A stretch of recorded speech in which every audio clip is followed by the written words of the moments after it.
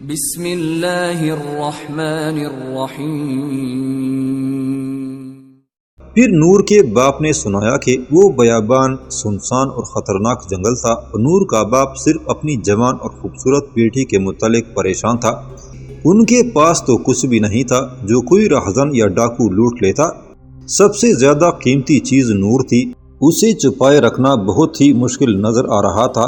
وہ شہدر کی طرف آنے والی پگڈنڈی پر ہو گئے اور شیخ الجبل کو یاد کرتے چل پڑے۔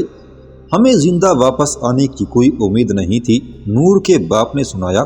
جنگل میں ذرا سی بھی آہٹ ہوتی تھی تو میں ڈر جاتا کہ یہ رہزن ہی ہوں گے۔ ہم خاصی دور نکل آئے تو پیچھے سے 7 اونٹ آتے نظر آئے۔ اب تو ہم اور زیادہ ڈرے۔ ہماری تلواریں گھوڑا گاڑی میں چلی گئی تھیں، بھاگنا بھی بیکار تھا۔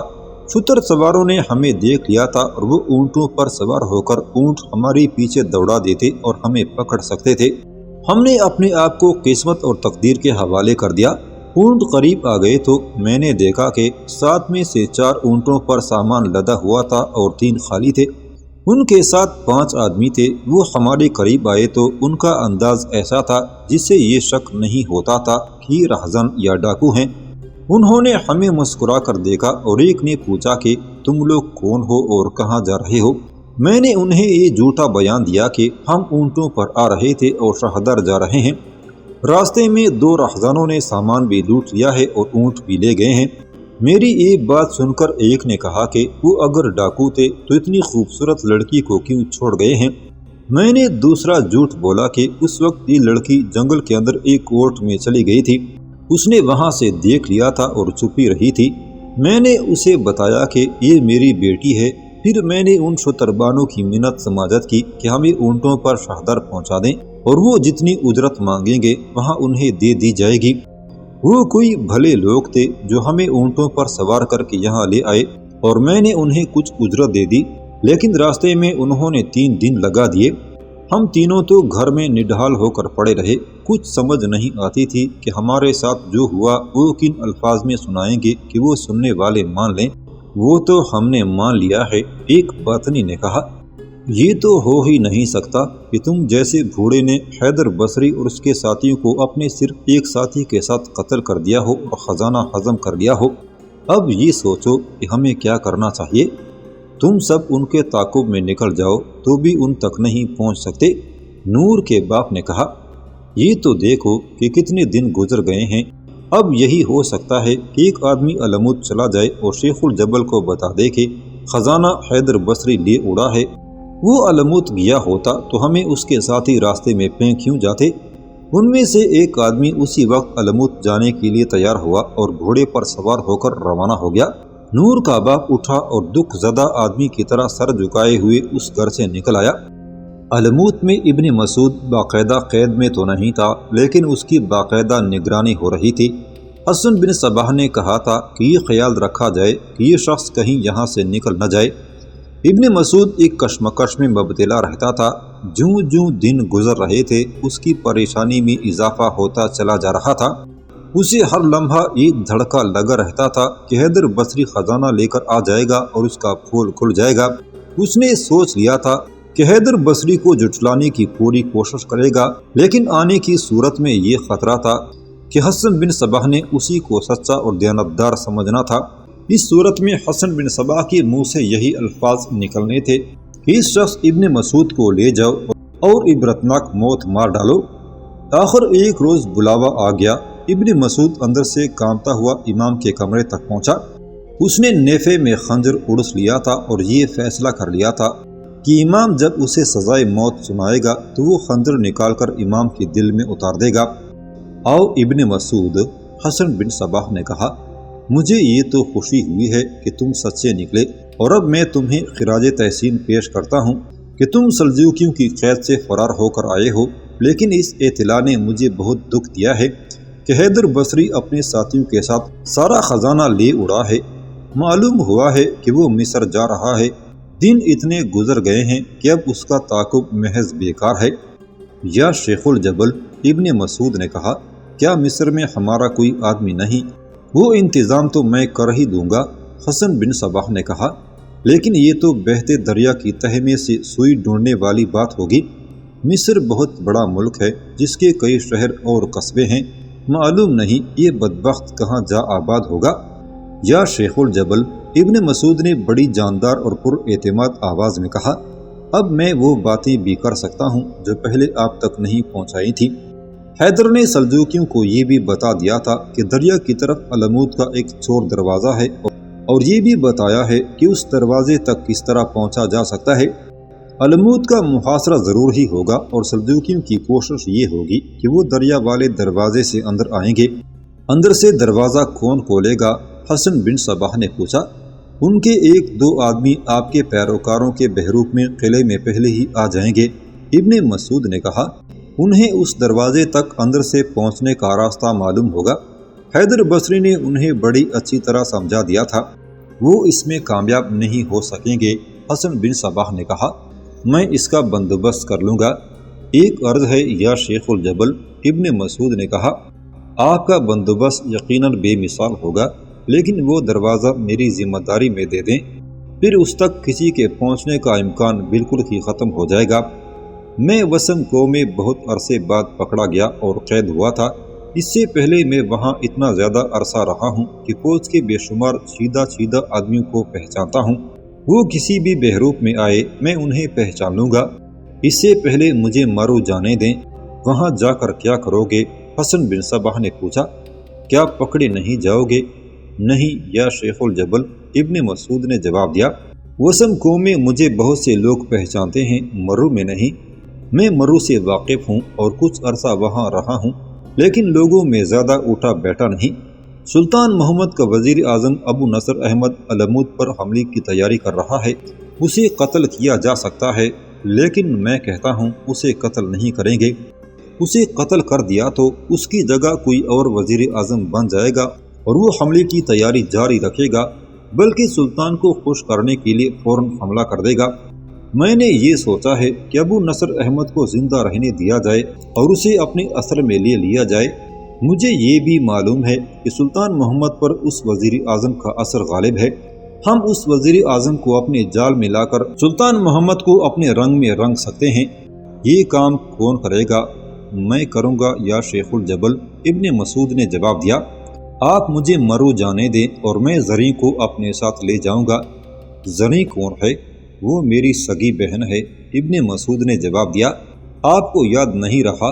میرا باپ ہم دونوں کو آپ کی خدمت میں پیش کر گیا تھا۔ زریں جنت میں ہے اور میں اس کے ذریعے ابو نصر احمد کو اپنے ہاتھ میں لے لوں گا۔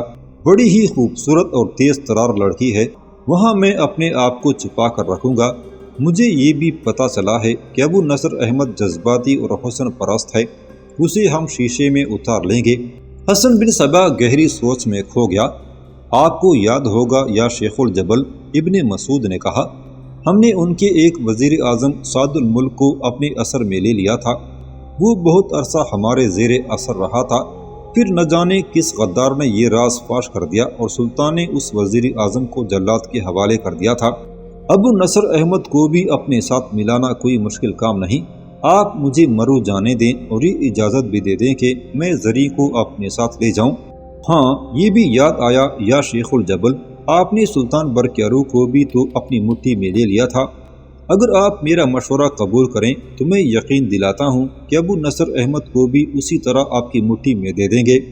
حسن بن صباح بوڑھا ہو گیا تھا، اس میں پہلی والی بات نہیں رہی تھی، وہ مشورے کم ہی سنا کرتا تھا۔ اس پر پے در پے چوٹیں ہی ایسی پڑی تھی کہ اس کا دماغ کچھ کمزور ہو گیا تھا۔ سب سے بڑی چوٹ تو یہ تھی کہ اس کا پیر و مرشد عبد الملک بن عطاش مرا نہیں بلکہ مار دیا گیا تھا، اور یوں لگتا تھا جیسے اس نے جو جادو حسن بن صباح کو سکھایا تھا وہ اس کے ساتھی قبر میں چلا گیا تھا۔ یہ چوٹ بھی کچھ کم نہ تھی کہ اس کی اپنی فدائی جن پر اسے مکمل بھروسہ تھا اتنا زیادہ خزانہ لے کر غائب ہو گئے تھے۔ یہ تو اسے ابھی معلوم ہی نہیں تھا کہ اس کا ایک اور قابل اعتماد فدائی جس کا نام ابن مسعود تھا اور جو اس کے سامنے بیٹھا اسے مشورے دے رہا تھا، اسے بہت بڑا فریب دے رہا تھا۔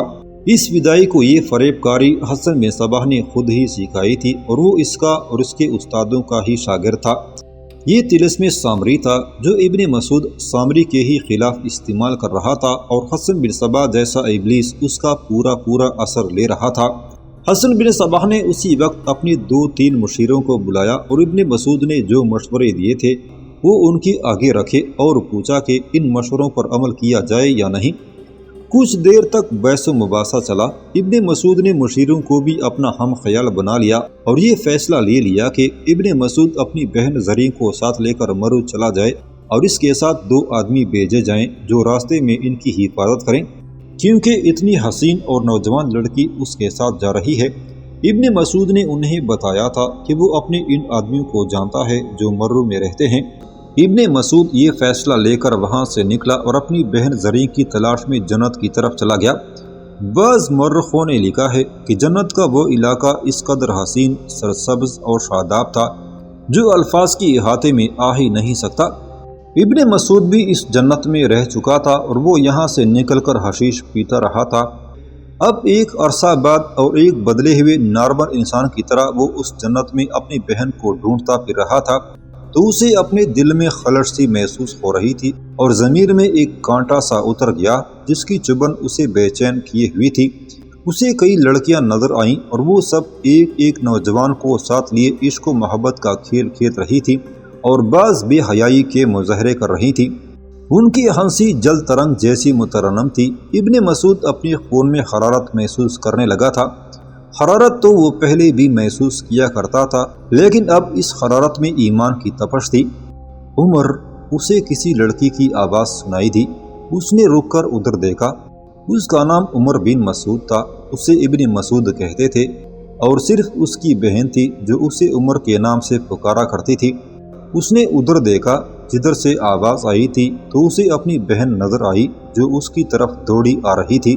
ابن مسعود والہانہ انداز میں اپنی بہن سے ملا اور سارا واقعہ سنا دیا۔ اگلے روز وہ دونوں 2 محافظوں کے ساتھ مرو کے لیے روانہ ہو گئے۔ مرو پہنچنے کے بعد سارا واقعہ اس نے سلطان محمد کو سنا دیا اور سلطان محمد نے علمود پر حملہ کرنے کے لیے تیاریاں اور تیز کر دی تھیں۔ محمد نے محاصرے کا بنیادی اصول یہ دیا کہ قلعے پر چڑھائی کرنی ہی نہیں، نہ آگے بڑھ کر دروازے توڑنے ہیں، بلکہ شہر میں داخل ہونے کی ذرا سی بھی کوشش نہیں کرنی، بلکہ یہ کرنا ہے کہ شہر کو محاصرے میں لے کر بیٹھ جانا ہے، خواہ یہ محاصرہ سالوں تک لمبا ہو جائے۔ ایک روز مرو سے فوج نکلی۔ اس کا رخ علمود کی طرف تھا۔ کچھ نفری وسم کو سے بلوا کر اس میں شامل کی گئی تھی اور کچھ نفری شہدر سے بھی بلوا لی گئی تھی۔ اس فوج کا سپہ سالار امیر نوشگین شیرگیر تھا۔ مورخوں نے لکھا ہے کہ یہ سپہ سالار جذبات کے جوش میں آنے والا نہیں تھا، بلکہ ٹھنڈے دل سے سوچ و بچار کرنے کا عادی تھا۔ یہ اس کی بنیادی فوجی تربیت تھی اور اس میں دوہری صلاحیت پائی جاتی تھی جو ایک کامیاب سپہ سالار کے لیے ضروری ہوتی ہے۔ اس فوج نے علمود کو محاصرے میں لے لیا۔ سلطان محمد کو اچھی طرح معلوم تھا کہ محاصرہ صرف 3 اطراف سے ہو سکتا ہے۔ وہ فوج کا حوصلہ قائم رکھنے کے لیے رات کو بھی باہر گھومتا پھرتا اور فوجیوں کے ساتھ باتیں کرتا رہتا تھا۔ اس کا نتیجہ یہ ہوا کہ اسے نمونیا ہو گیا اور طبیبوں نے بہت کوشش کی اور اسے مرو چلنے کو بھی کہا، لیکن اس نے فوج کا ساتھ چھوڑنے سے انکار کر دیا۔ 5-6 دن ہی گزرے ہوں گے کہ سلطان محمد کی یہ بیماری اچانک اتنی بڑھ گئی کہ طبیب کچھ بھی نہ کر سکے اور سلطان محمد فوت ہو گیا۔ جب فوج میں یہ خبر پھیلی کہ سلطان کا انتقال ہو گیا ہے تو یک لخت فوج میں بدامنی سی پھیل گئی۔ سپہ سالار امیر نوشگین شیرگیر نے یہ صورتحال دیکھی تو اس نے محاصرہ اٹھا لیا۔ فوج اس حالت میں واپس آئی کہ اس کے ساتھ سلطان محمد کا جنازہ بھی تھا۔ اس طرح اب کے بھی علمود صاف بچ گیا اور حسن بن صبا اس پر قابض رہا۔ سلطان سنجر کو شہدر میں سلطان محمد کے انتقال کی خبر پہنچی تو وہ بھاگم بھاگ مرو پہنچا۔ ادھر وسم کوہ سے سالار اوریزی بھی آ گیا اور جہاں جہاں امیر مقرر تھے وہ سب آ گئے۔ سب حیران اور پریشان تھے کہ یہ کیا ہوا کہ سلطان کا انتقال ہو گیا اور فوج محاصرہ اٹھا کر واپس آ گئی ہے۔ سالار اوریزی اور ابو نصر احمد حیران تھے کہ ابن مسعود، مزمل افندی اور بن یونس علمود گئے تھے، لیکن انہوں نے بھی کچھ بھی نہ کیا اور واپس بھی نہ آئے۔ ایک خیال یہ ظاہر کیا گیا کہ حسن بن صباح نے تینوں کو اپنا جادو چلا کر فدائی بنا لیا ہوگا۔ اب تو وہاں صورتحال ایسی بن گئی تھی کہ 1-2 یا چند ایک افراد کا کسی کو خیال ہی نہیں آ رہا تھا۔ اب تو سلطنت سلجوقیہ خطرے میں نظر آنے لگی تھی۔ سنجر اب پوری طرح سلطنت کا سلطان ہو گیا تھا۔ اس کا سب سے بڑا بھائی برقیاروق پہلے ہی فوت ہو چکا تھا۔ اس نے حکم جاری کر دیا کہ الموت کو ہر قیمت پر فتح کرنا ہے اور پوری کی پوری فوج کو تیار کر کے الموت لے جایا جائے اور محاصرے کو طول دینے کے بجائے چٹان پر جا کر شہر پر یلغار کی جائے۔ ایک بار پھر فوج کو تیار کیا جانے لگا۔ ادھر حسن بن صبا ایک بار پھر پہلے والے جوش و کمال میں آ گیا۔ وہ خود اس خوش فہمی میں مبتلا ہو گیا کہ اسے خدا نے کوئی مافوق الفطرت طاقت دے رکھی ہے کہ الموت کے محاصرے کے لیے جو بھی آتا ہے اس پر ایسی مصیبت نازل ہوتی ہے کہ وہ اپنی فوج کو واپس بھگا لے جاتا ہے۔ سنجر کچھ زیادہ جوشیلا سلطان تھا اور اس میں دلیری اور بے خوفی سب سے زیادہ تھی۔ اس پر انتقام کا جذبہ بھی غالب تھا۔ اس نے ساری سلطنت کی فوج مرو اکٹھی کر لی اور اپنی نگرانی میں اس فوج کو تیار کرنے لگا۔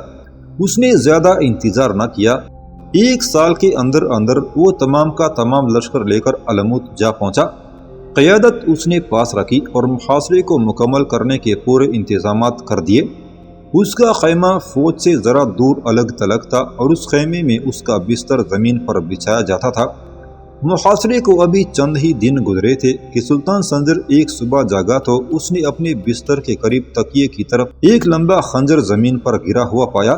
اس کے دستے کے ساتھ ایک کاغذ بندھا ہوا تھا۔ وہ تو دیکھ کر ہی گھبرا گیا۔ خنجر کے دستے سے کاغذ کھول کر پڑا۔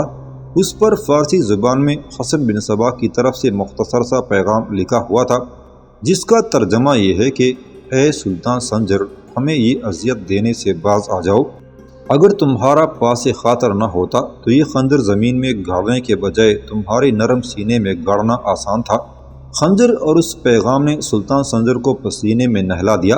وہ کوئی ایسا ڈرپوک آدمی بھی نہ تھا، لیکن وہ اس خیال سے ڈرا کہ اس کے اپنے محافظوں میں 1 یا 2 فدائی موجود ہیں، ورنہ کوئی پرندہ بھی سلطان کے خیمے کے قریب سے نہیں گزر سکتا تھا۔ اس نے اسی وقت سالاروں کو بلا کر یہ خنجر اور پیغام دکھایا کہ معلوم کیا جائے کہ فوج میں یا محافظ دستے میں کون باطنی فدائی ہے۔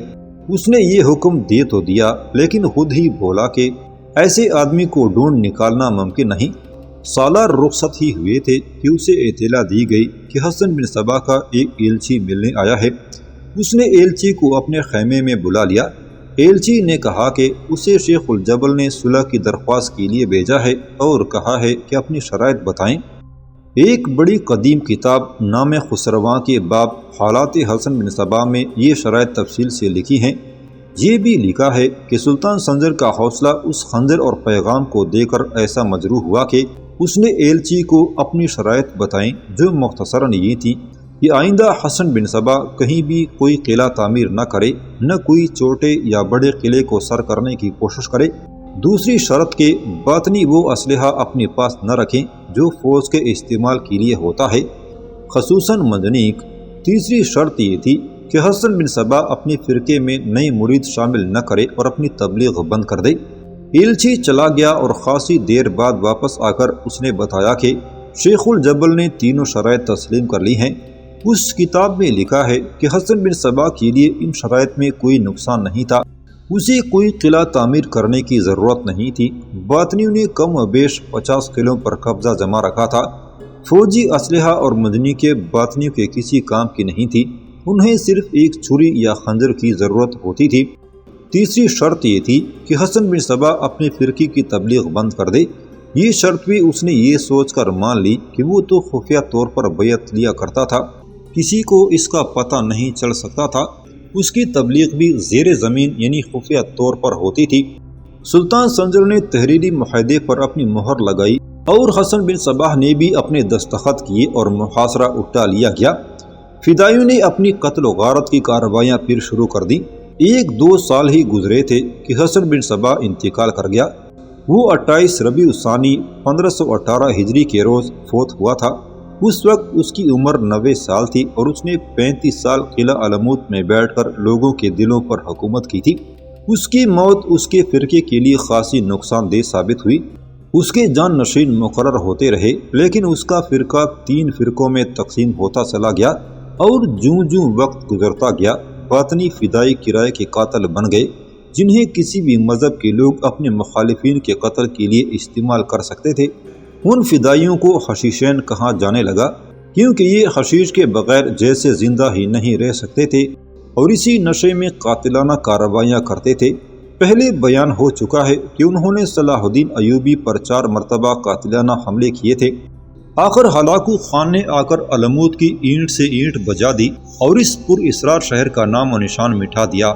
ختم شد۔